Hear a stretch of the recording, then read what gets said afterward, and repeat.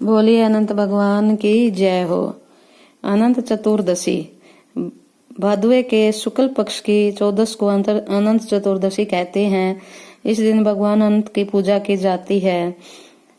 भाद्र शुक्ल चतुर्दशी को शेष नाग की सैया पर क्षीर सागर में सोने वाले विष्णु भगवान की पूजा की जाती है और पूजा के अंत में निम्न मंत्र से प्रार्थना की जाती है।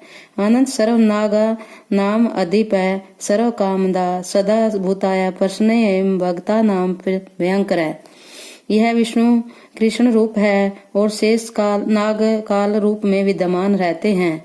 अतः दोनों की सम्मिलित पूजा की जाती है।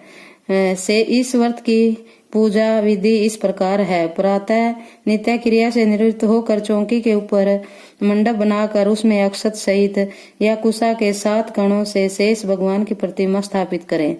इसके समीप 14 गाज लगाकर हल्दी के से रंगे कच्चे डोरे को रखें और गंध अक्षत पुष्प धूप नैवेद्य दीप से पूजन करें। तत्पश्चात अनंत को देव का ध्यान करके शुद्ध अनंत का बाई भुजा पर धारण करना चाहिए। यह धागा अनंत फल देने वाला होता है। अनंत चतुर्दशी की व्रत कथा।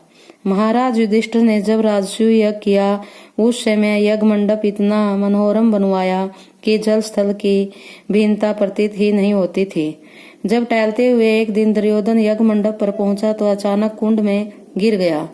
तो द्रौपदी ने यह देखकर उपवास किया और कहा कि अंधों की संतान अंधी ही होती है। यह बात उसके हृदय में लग गई और बदला लेने का मन में ठान ली। कुछ दिनों बाद उसने पांडवों को बुलाकर द्रुत क्रीड़ा में परास्त किया और उन्होंने प्रतिज्ञा अनुसार 12 वर्ष के लिए वन में भेज दिया। एक दिन भगवान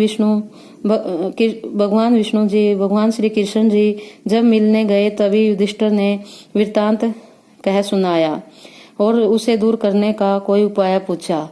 तब कृष्ण जी बोले कि विधि पूर्वक अनंत भगवान का व्रत करो, तुम्हारा खोया हुआ राज्य पुनः प्राप्त हो जाएगा।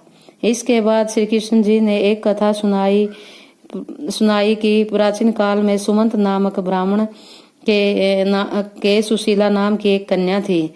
ब्राह्मण ने बड़ी होने पर उसका विवाह कौंडिन्य ऋषि के साथ कर दिया। कौंडिन्य ऋषि सुशीला को लेकर अपने आश्रम की ओर गए। रास्ते में संध्या हो गई। नदी के किनारे सुशीला ने कुछ स्त्रियों को व्रत करते हुए देखा तो उसने पूछा कि ये बहन, आप किस देवता की पूजा व्रत कर रही हो? उनमें से एक स्त्री ने सुशीला को व्रत की महिमा बतलाई और सुशीला ने भी व्रत का अनुष्ठान किया।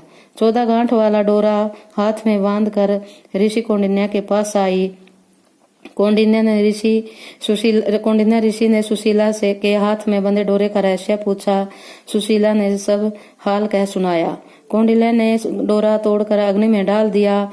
इससे भगवान अनंत को अत्यंत अपमान हुआ और परिणाम यह हुआ कि ऋषि सुख न रह सके।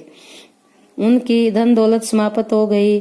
तब उन्होंने सुशीला से इसका कारण पूछा तो सुशीला ने अनंत डोरे की याद दिलाई। कौंडिन्य पश्चाताप की अग्नि में डोरे के लिए वन में चले गए।